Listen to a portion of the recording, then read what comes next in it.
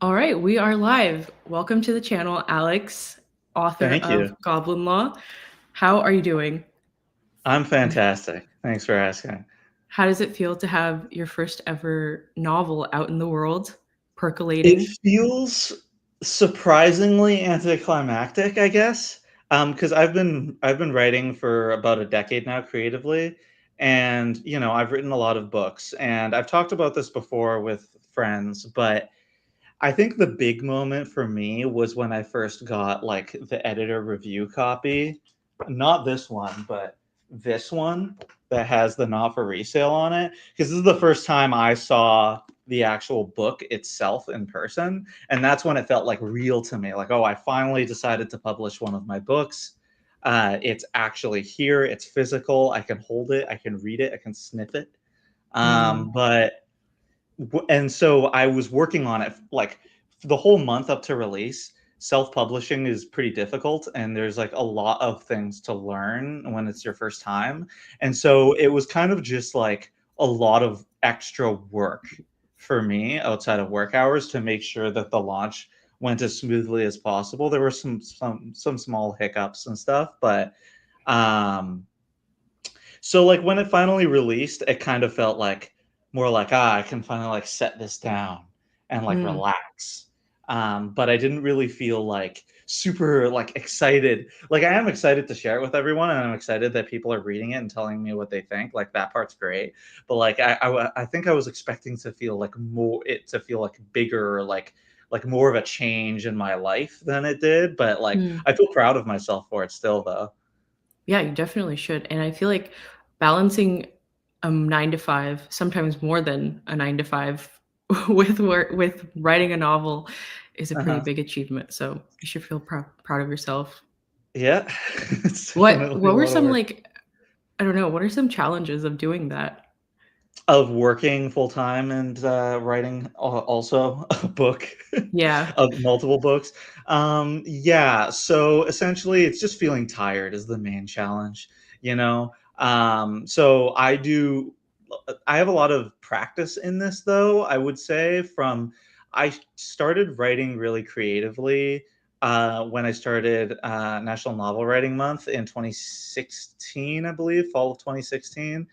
And RIP to National Novel Writing Month, but that's what happens when you support AI. So we love to see it. But anyway, in 2016, I started National Novel Writing Month, and I was in college then. I was in my undergrad, and it was back then. It was all about balancing classes and writing, and it was difficult the first time I did it. But then I did it every single year since then. I've done National Novel Writing Month. Last year I didn't like officially participate, but I did write 50,000 words in November. Um, and so I have a lot of practice with like heavy workload outside of the writing, and also like really locking in and writing a lot at the same time, especially because November is such a difficult month, especially when you're in school, Yeah, because that's like midterms. gearing up for finals, final Yeah. term papers, stuff like that. And so when it came to working full time, by now I just kind of view it as like a fun hobby. And so like when I'm outside of work and I'm writing the novel, to me that doesn't feel like work. That feels like I'm spending my free time doing something enjoyable, entertaining. It's Mm, kind of stress relief to just be creative and like start writing these scenes, get into these characters' heads. I really love that part of writing. I will say the part that does feel like work a lot is the publishing aspect. So mm, once you get that first draft and you feel good about it, then you start editing. That starts feeling more like work, though there's some creativity in that. But once you start getting to the point of setting everything up for self-publishing, formatting the book, looking for spelling errors, formatting errors, uh, any other considerations that go into that, even just learning how to do it, um, that part feels like work. And so yeah. for the month leading up to Goblin Law's release, I was working like 50-hour work weeks outside of the publishing stuff. And then I would like get off work and like I would be watching video guides, or I would be formatting my book or reading through it again and again to try and catch errors. And I didn't catch everything, unfortunately, but it's fantastic and flawless, and you should read it and buy it in stores now. But it feels like it felt like a lot of work, and I'm happy that I got through it. But I'm also happy that I know how to do it now, and so I hope the next time around it'll be easier. Yeah, definitely. You mentioned that you've done NaNoWriMo for, several years now. Is it Mhm. you've done it every year that I've known you, which is 5 years, but you've done it longer than that. Yeah, since 2016, so I think 8 or 9? 9 times. What was different about Goblin Law this time around that made you think that this is the book that I want to put out there? Good question. So the very first book I ever wrote for Nano was horrible. It was awful. The characters were bad, the setting was bad, the prose was bad, the dialogue was bad, the plot awful. Every single aspect of it was bad. And I felt like I wanted to get better. I wanted to improve. And so I got a piece. I tried to edit it and try to make it better.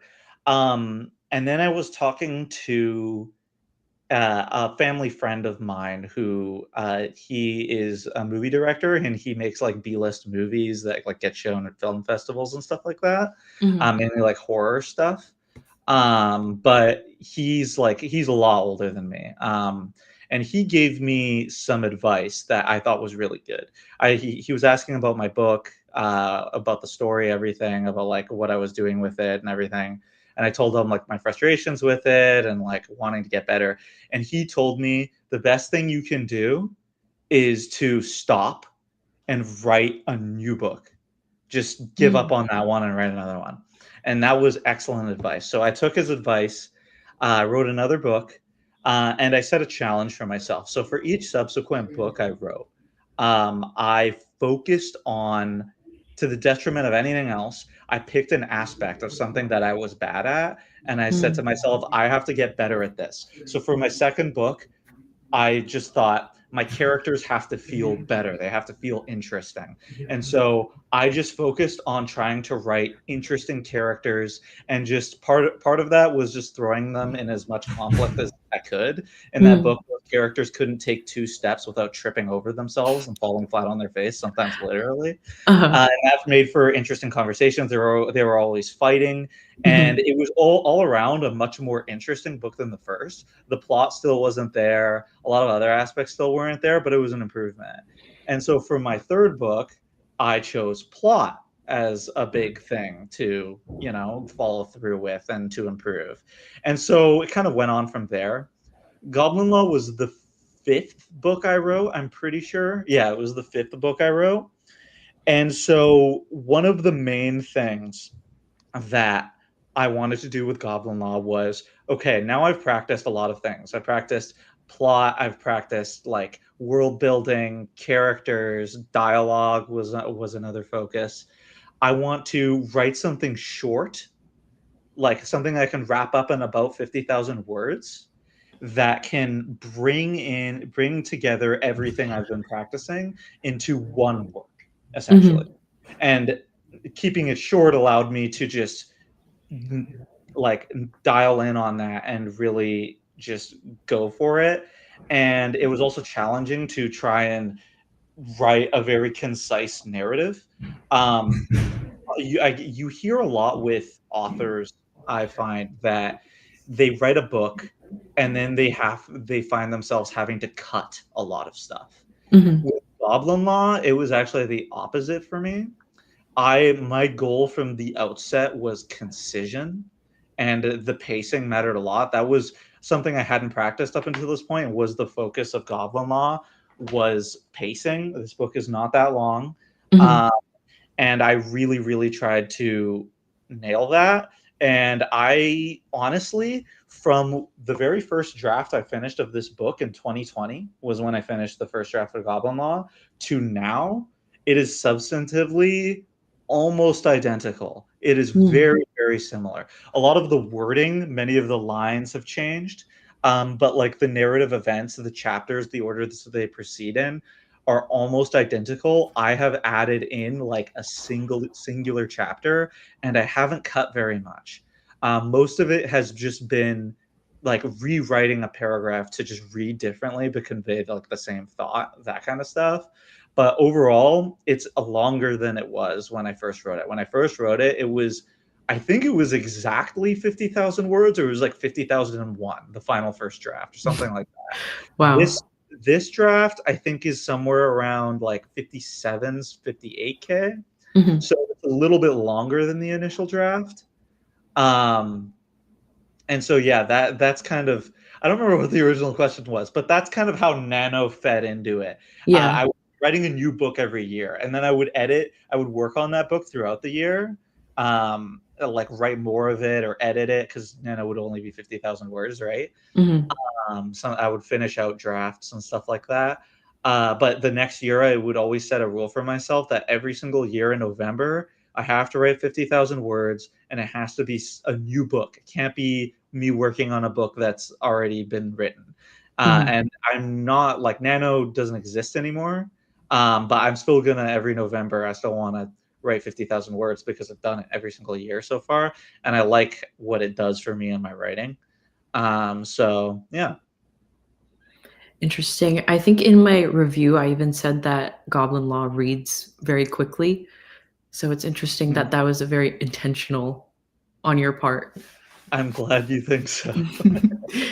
I guess now is a good time to give a little bit of a summary of Goblin Law, about what it's even about. Oh, you want me? Do you want to do it, or Yeah, should I do I can give the it? summary. Yeah, sure. I thought you were going to continue from there.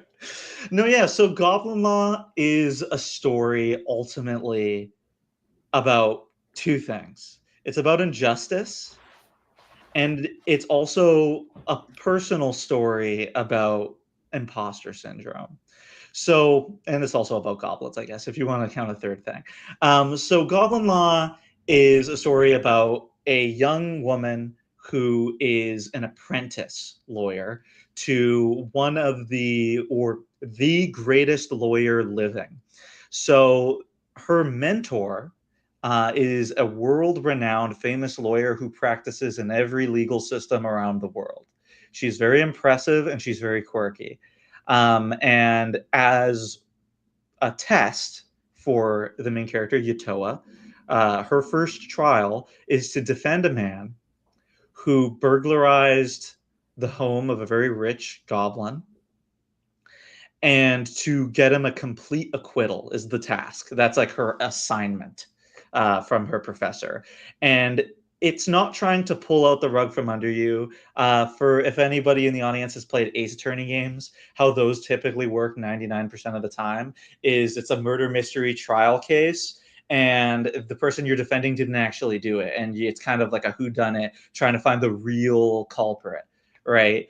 Not so with this book. This book is, Yutoa is defending someone who is guilty. They did commit the crime. What she's trying to do is trying to argue, although he committed this crime, he does not deserve to be punished for it to the extent that the law wants to punish him for it. So it's either he gets punished to this insane degree or he gets off scot free. And so she tries to get him off scot free. And there's other reasons why she really has to. It's not just because she's tasked to. Mhm. There's people's lives are on the line. If she doesn't win this trial, people will die. Mhm. So there's definitely some high stakes, and it puts a lot of pressure on the main character. This is her first trial. She's not quite fresh out of law school. But she's been not, she hasn't litigated yet. And so she now has multiple people's lives in her hands, and she feels like she shouldn't be here, like she doesn't deserve to be here, like she's not good enough. And so honestly, the biggest enemy over the course of this book and in this trial is herself, and it's Mhm. about her kind of overcoming that. Yeah. Something I really related to Yotoa, is the main character who you just described.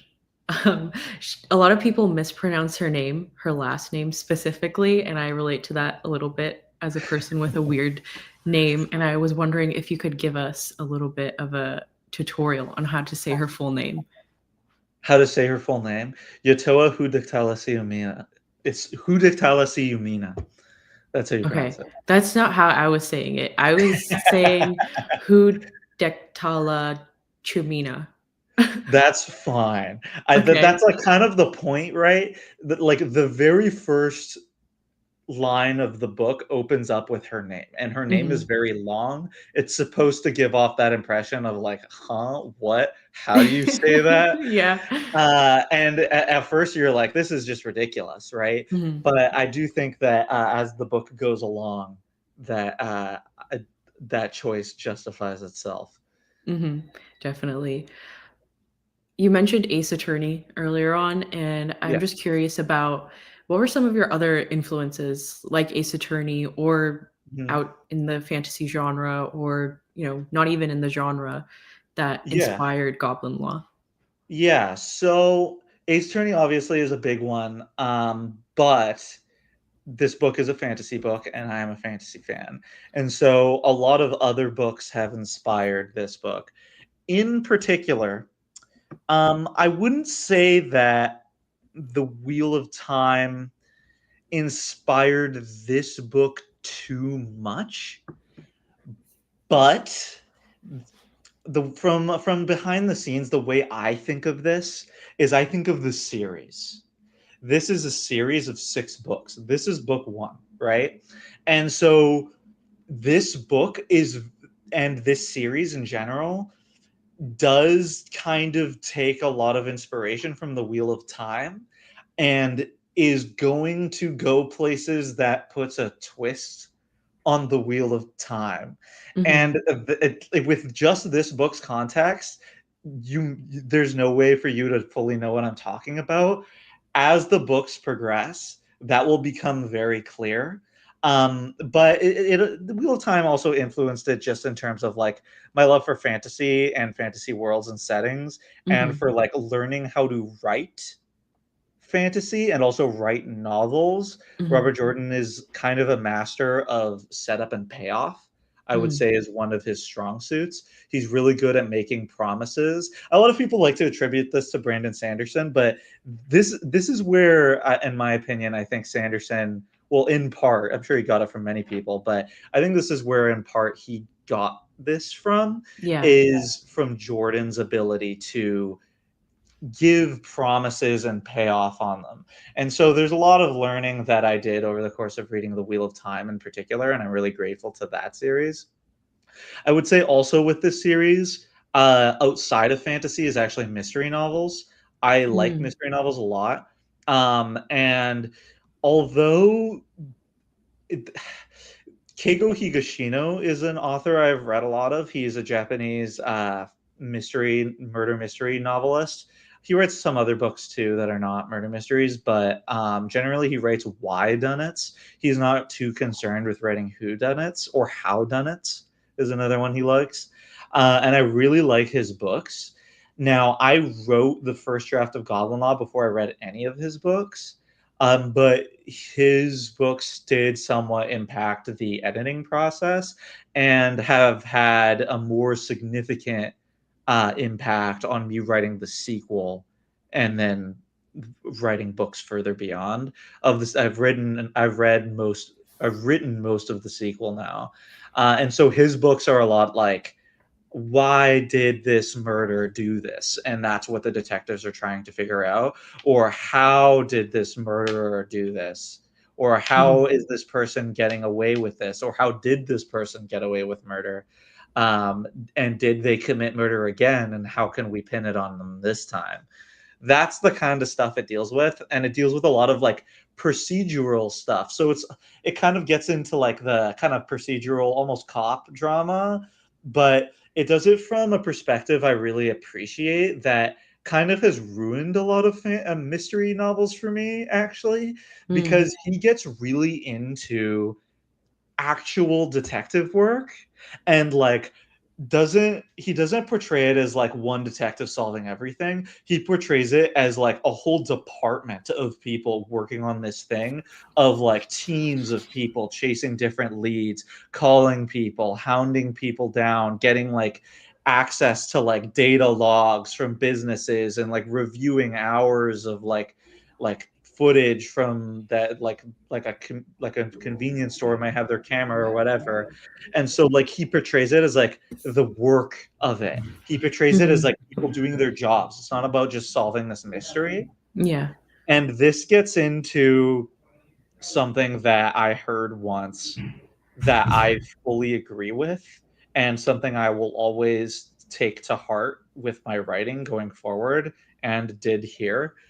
Um, I think, and this is kind of like an inspiration for like all of my writing, is just this thought that all of the best stories are about somebody doing their job. Hmm. Any story you can think of, you can almost that you like, you can almost like slot that in, whether it's more roundabout or whether it's more direct. In Goblin Law, it's very direct. It is about Yatoa doing her job. Her job is being a defense attorney, right? Mhm. And that's the whole point of the book, right? Yeah. But you could look at uh, Realm of the Elderlings, the Fitz trilogies. You could look at Farseer. Uh, it's the Farseer trilogy are books about him doing his job. He has several jobs. One of them is to be a prince. One of them is to be an assassin. And part of the difficulty over the course of that trilogy is reconciling having multiple jobs at once, and sometimes those are at odds with each other. And his Mhm. sense of duty to his employer, right? You can break a lot of things down into this. If you were writing a story about someone who's unemployed, you can make unemployment feel like a job in the story. But if you're writing a story where a character doesn't necessarily have a role, and the role isn't the focus, then it might become boring, right? Or it might become like people aren't as interested. But it's a very easy way to just like center your story on something that Mhm. makes your character interesting and also drives the narrative. Yeah. I think you mentioned earlier about Brandon Sanderson and promises, and I'm pretty sure in his lectures he specifically calls out Robert Jordan as the Mhm. inspiration, and like specifically the Eye of the World prologue is Mhm. what he looks to as making promises when it comes to epic fantasy. So I have to ask you, if Yatoa was in the Wheel of Time world, would she be an Aes Sedai? First off, and if she would be an Aes Sedai, because she might not be, would she? What Aja would she be part of? That is a really, really good question. Yes, she would be. Um, so she would be an Aes Sedai. I think that she would be probably Blue Aja. And the way I conceptualize Blue Aja in my head is they're not necessarily completely utilitarian. I wouldn't call them that, but they're very much like they believe in doing what's best, even if that means taking some bitter medicine, Mhm. if that You're makes like the sense. social justice Aja. Yeah, right? And so like I think the Blue Aja would be all for like going through a difficult revolution in order to bring about change, rather Mhm. than like working it out from within. And I feel like that's kind of Maureen's MO. Mhm. Um, Now, Arlisha in this novel, Yuto's mentor, would not be a nice. No, she would not be. She would be just kind of a free spirit, a wilder, I guess. Mhm. That's something that with the mentor-mentee relationship in this series is I tried to like sometimes you get a mentee that takes after their mentor and then surpasses them in some way. Mhm. The way I think of Yutoa and her mentor, I think of them as like fundamentally different people who are like there with like she Yutoa learns from Arlisha and takes from Arlisha, but she will never do things the same way as Arlisha, right? Yeah. Yutoa has her own style that is fundamentally different from her mentors. That's something that's explored more in later books. But that is and something that potentially becomes a contention, but that's like something I've really thought about with their relationship. I liked how Yutoa wasn't afraid to push back on Arlisha whenever she was being a little too quirky. Yutoa is very strong-willed. Like, she's not stubborn, but she just has a very strong will, and so even when she's, like, doubting herself, she's still, Mhm. like, really easy to root for because of that, and I like that about her. Let's see. I already asked my Wheel of Time question. What was the hardest scene to write? Hardest. I would say probably the earlier stages of the trial. Like, not to get into, I don't know how, like, if there's going to be like a spoiler section here or like how We much can we we can can get totally into. do a full spoiler section if you want.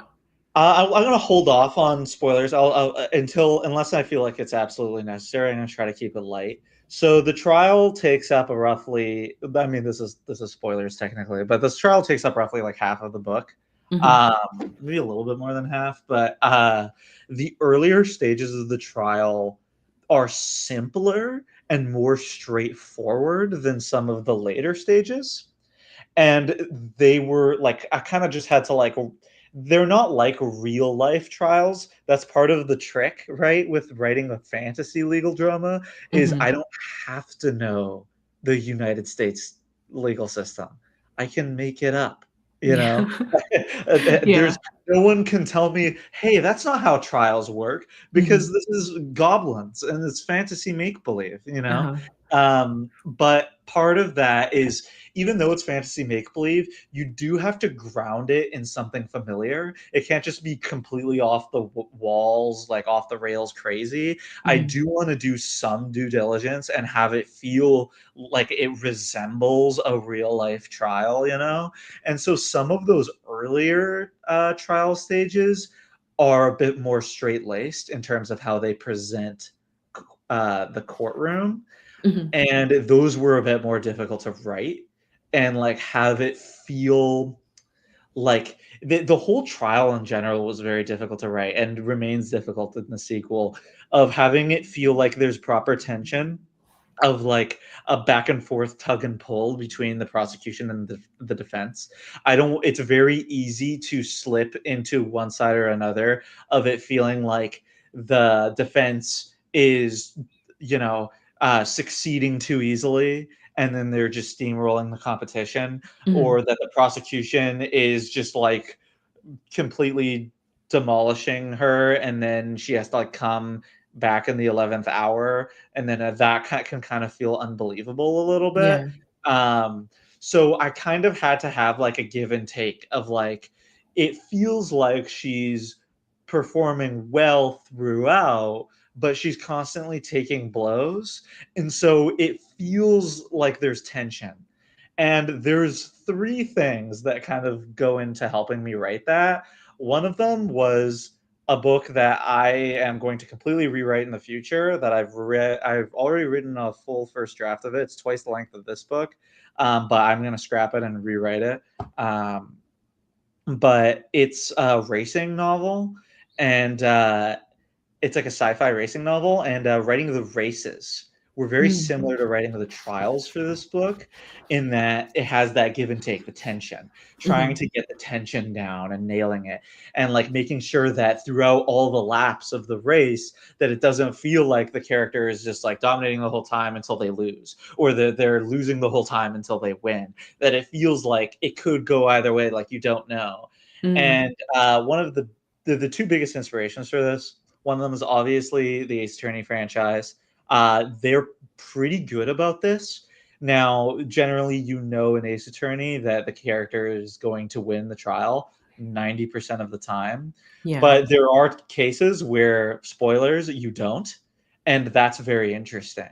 And so when that comes about, there's a lot of tension and it creates this feeling of, oh, I don't know what's going to happen. And that ties into the third inspiration, which is one of the gold examples of this is a manga series called Hajime no Ippo, and it is a boxing manga, right? It's all about fights, right? Boxing fights. And the author, he's researched boxing, he really understands boxing, but the way he writes the fights, he writes them so that like every single punch that's thrown in the fight matters. It's not just like random punches are being thrown and the characters just like shrug it off. Every punch, like a punch to the gut, does lasting damage that comes back to bite the character later over the fight. The more they Mhm. get punched in the gut, the weaker their legs get. The weaker their legs get, the less they're able to, the weaker their own punches could become, you know. And so there's a lot of tension. There's a lot of tension of like who's going to win, who's going to lose. And so all of that, like those are some of my inspirations, and those are some of like that my experience. All of that like kind of came together in this to try and like create an environment that's like actually tense throughout the course of Mhm. this trial. Yeah. Yeah, I don't wanna get too into spoilers, but I think the trial was, I mean, it's like you said, half the book, but it has one of my favorite scenes in the book that I was just like, "This is crazy," and I Yeah, liked it. It Yeah, because you would normally not expect a fantasy setting to be a courtroom because it's just a very staid, sort of like, quote, unquote, "boring" setting, but you definitely do a right. lot with the setting to make it fantasy, which I loved. Um Yes, and that's kind of like twisting the legal system on its head because it's in a fantasy world. You know, people want from some familiarity, but they also want fantasy. And so I definitely throw in magic as well as goblins in there. And it's fun to write trials that have magic in them because that's where I can just ensure that there's suspension of disbelief, Mhm. you know? Yeah. So that like it doesn't get to the point where it's like people are like, well, but wait a second, you know, like why is the legal system this way? When all of a sudden there's like something in the middle of the trial that's like a huge magical spectacle. Yeah. That continues to be the case in the sequel Fairy Law, coming soon. So, and look forward to that. But it's good to hear that you actually think that I'm not just saying stuff, that you actually think that there was tension. Yeah, definitely. Um, Part of your educational background, was getting a Mhm. philosophy degree, and I'm wondering how much that, well, I'm sure it played into the fact that this is a law book concerned with the law. Mhm. Yeah, I'm just curious to hear how that influenced Goblin Law, but also in general, would you like to see more philosophical fantasy in the genre? So, to answer the first question first, yes, philosophy, it's my first love. I have a master's in political science, but I did an undergrad in philosophy. And I love it. Like I purely did philosophy because I just enjoyed the work. I enjoyed talking about it. Particularly focused in ethics, and I really like talking about ethics and morality and like what is right, what is wrong in various different situations and stuff like that. And it my education definitely impacted it because I wrote the first draft of Goblin Law for National Novel Writing Month 2020, I believe. I believe it was. Or was it 2021? No, it was 2020. Yeah, I think yeah, we definitely knew each other when I wrote Goblin Law for the first time. Um, Prior to that, I think I'm trying to remember now because it was like what 5 years ago. It was either that term in school or maybe it was the year before. I took a course called Philosophy of Law, Hmm. and that course was all about like the ethics of the legal system and like looking into like who should be punished for XYZ thing. If if a big thing that we talked about in the course that was like a topic that was really interesting to me is like who's culpable in this situation for attempted murder. Right, like, you have someone going into the desert, they have their water canteen. There's 2 people that want to kill them. One person poisons their water canteen. The Mhm. other person pokes a hole in their water canteen. So when they Mm. go out into the desert, the poisoned water drips out and they die of dehydration, right? Oh, yeah. Should both people be guilty of attempted murder? Because someone did poison them, right? Uh-huh. Is the purpose of the law to catch people who are dangerous, or is Mhm. the purpose of the law to punish people who carried out an act, right? Mm. And so, like, a lot of these kinds of considerations were bouncing around in my head, Mhm.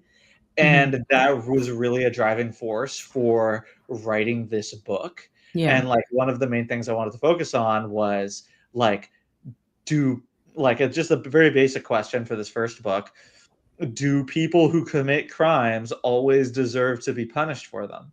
Mm. And Yeah. this is not, I don't think it's a spoiler to say that this book is a philosophical work that argues no, people don't always deserve to be punished for the crimes that they commit.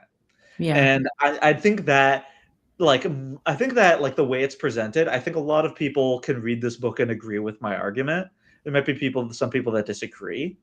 Mhm. Um, I'm l It'll be interesting going forward because I think fairy laws moral quandary at the center of the book will be a little bit more divisive. I Mm. don't think it'll be as clear cut. I am making an argument that I am clearly on one side for, that I am arguing that something is okay and should be, and the right thing is happening. Uh, but I could very easily see people write the book or read the book and come away with disagreeing with maybe Yatoa's stance in that book. And I've also directly accounted for that in that book. So please look forward to that. As for your second question, yes, absolutely. I believe all fiction is inherently philosophical. I'm not as impressed with academia as I was once upon a time after doing my graduate degree Mhm. and kind of getting closer to a PhD and getting a sense of just what the gap between me and that is. And also reading many academic papers, which surprisingly, a lot of them are kind of poorly written, by the way. But not to toot my own horn or anything. I'm no saint.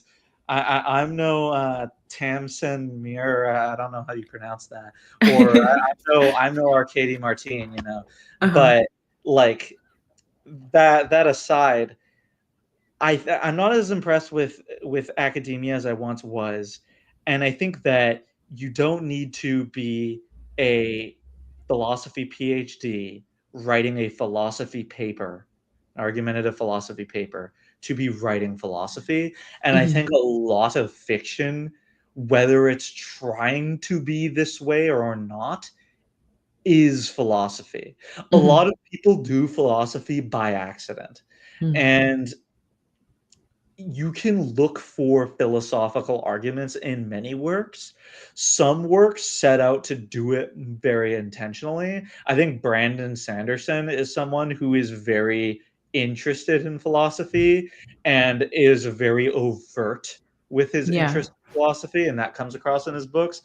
He's somewhat ham-fisted with it in Mistborn: The Final Empire, where he has a character who is obsessed with philosophy and is constantly throwing out like classic philosophical problems as Ham talking to Breeze in Mistborn, if you know those characters. But um, I think that other works that, whether intentionally or not, like Robin Hobb's Realm of the Elderlings, are definitely very philosophical. Realm Mhm. of the Elderlings is a bit more subtly philosophical, where where the characters, they sometimes consider moral quandaries out loud, right? But it's more like it's more getting into like I would like say like the ethics almost of self-indulgence or of like oh this is getting really into the weeds for all the other things, but like Fitz is very self-indulgent with his memoirs of his past life and how much nostalgia he feels even for difficult times in his life as he writes these expansive memoirs, right? Mhm. And it's really interesting to examine Fitz from a narrator's perspective Mhm. of like from a philosophical standpoint of like in Farseer you have two characters named Fitz. There's Fitz the kid and Fitz the narrator, and they are not the same character. And I think Mm. that that is something that doesn't go as appreciated as much. And there's a lot of philosophy baked in to how Fitz the narrator not only discusses his past, but like portrays it, if that Mm. makes sense. And so like I think every work is like inherently philosophical, whether it wants to be or not. And some works do it more subtly than others. But I think that more authors, whether subtly or otherwise, should make an effort to tackle interesting philosophical questions, not just ones that have been talked about to death, if that Yeah. makes sense. Uh, so I think there's definitely room for that to grow a bit more in fantasy, especially in epic fantasy. I think you oftentimes get simpler philosophical questions. Not Mhm. that simple philosophical questions are like have definitive answers to them that everybody agrees with or anything like that. You can always give an interesting spin on a Mhm. simple philosophical question. But I think there's ways where we could push it further. And I think that one more thing that ties into this and ties kind of into the political philosophical aspect is a lot of fantasy concerns itself. You see this particularly in epic fantasy, or you see this a lot in like anime and stuff like that too. A lot of fantasy concerns itself with preserving a status quo. Mhm. And a lot of times, like evil is presented as this changing force that is going to an extreme that is bad. Like everyone can agree on that, but like it's kind of thing where it's like, oh, they have a point, but we got to take them out anyway because they're bad, and we have to preserve the status quo. And I think that there should be more revolutionary themes within fantasy, and people should like it doesn't have to be like like a classic like political revolution, but it could just be a disturbance of a status quo.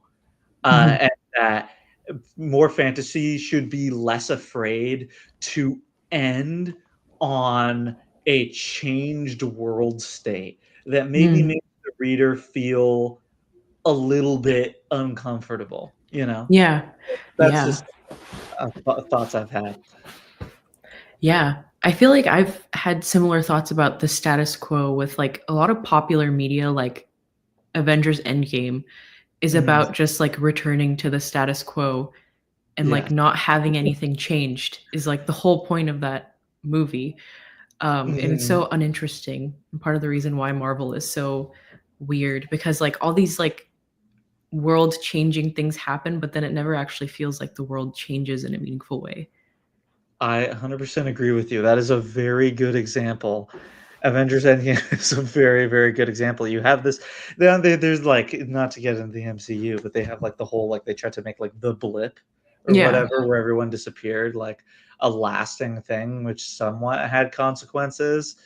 But for the most part, things are just returned to how they were before and everything's fine, hunky dory, right? There's some Yeah. changes, but yeah, I agree with you 100%. I agree with you 100%. That's a good example. And Star Wars is another good example. You have the Star Wars. You have a beginning with so like a lot of people point to with the sequel trilogy. They point to like problems with like the last movie or even the middle movie, right?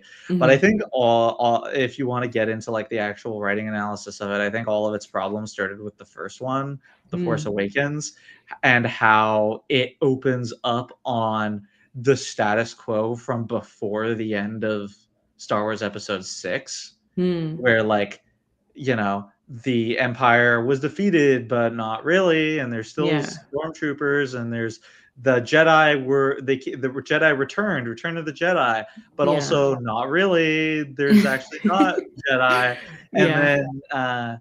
then Palpatine's back in the ninth one, but that's the kind of stuff we're talking about here. Mhm. Anyway, enough about Star Wars.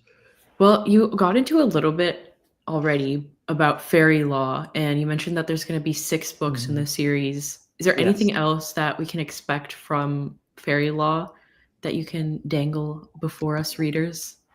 Sure. If you don't want any fairy law spoilers at all, like if anything could be considered a spoiler, then you can drop off. Um, Fairy law's main crime is murder. Mm. Uh, and in addition to that, the the defendant in the case, the client, Yatoa's client, uh, is Yatoa's one of Yatoa's old friends. And something Oh. that this series will do throughout the course of it is explore Yatoa's past more and more. You did not see all of it in Goblin Law. You will see more of it in the future, and you'll see different aspects of it. Fairy Law explores a different time period in her past than Goblin Law focuses on. Goblin Law primarily focuses on her earlier childhood. Fairy Law kind of focuses on the in between period after her leaving her home and before going to law school. Um, and she lived in the city, this fairy city, and so she has friends there. She has a history in this location. Um, and also you can look forward. And you know what? I was about to say something as a spoiler for Goblin Law. I'm not gonna say that. Caught myself. But you can look forward to my favorite twist I have ever written in any of Oh. the 10 books I've written so far. Um, I'm extremely excited to see people's reactions to this scene, this twist, and also scene that I have written that I think will catch everyone off guard. I think Mm. no one will expect it. I think no one will guess it. And I think that everyone will like it. Mm. And it will make the book make so much sense, if Mhm. that makes it like not like in explaining stuff you didn't understand before, but the book the book might make you feel weird, and then the twist will happen. Mhm. And then Interesting. I've said too much, but I don't think that I've said too much. I think that is enough, hopefully, to seed some interest. But yeah, murder, and it's very exciting to write about murder. Uh, Especially with fairies. yes, the defendant is a fairy, and so fairies are fun to write. My conception of them, anyway. I get kind of fun with it, but and also there's 3 judges. Oh, That are interesting. yeah, there's 3 judges. Well, that's a lot to look forward to. Thank you for joining me, Alex. Um, It's a pleasure. Thank Goblin you for Law having me. is out now. It's available in my description at the links in my description, and I highly recommend everyone who's watching this or has watched or is going to watch goes and buys it. Um, I loved it. So, yeah, thanks for joining me, Alex. Any parting words?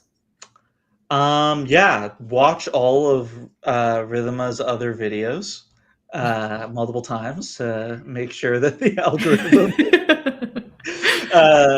gets her lots of subscribers, and so she can become very rich. And then also, I tangentially benefit from that because then everyone will watch this video. Also, tell all your friends about Goblin Law.